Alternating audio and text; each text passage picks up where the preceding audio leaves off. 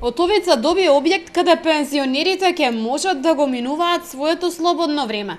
Објектот кој во минатото бил општина и матична служба е реконструиран за околу 1 месец.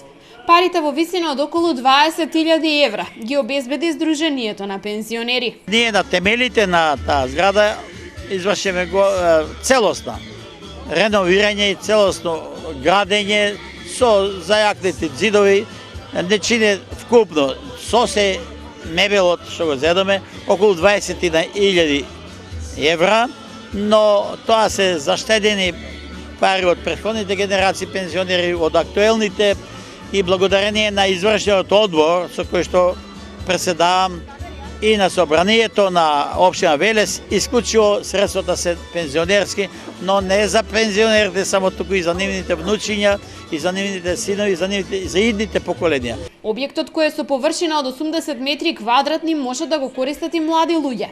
Од Сдруженијето на пензионери велат дека домот е за постарите, но и за нивните внуци. Жителите на Отовица го поздрави од почнувањето со работа на домот и велат дека вакво нешто им било потребно. Се надеваат на убави пензионерски денови исполнети со радост и дружење. Се гордееме и им честитам да си поминат најубаво тука да дружат и младите, кои што кажа нас на пензионерите да ни дае Господ над 100 години да живееме и многу сте задоволни. Боже мој, и треба да доваѓаме. Ние посетуваме, јас сум од Сојузот на војните пензионери Скопје, ама тука сум 3 години више и тука мислам да останам. И ќе посетувам, што не.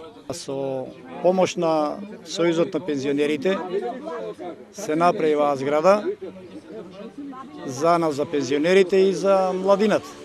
Така да сме многу задоволни и многу фала на Сојузот на пензионерите што вака зграда не изгради.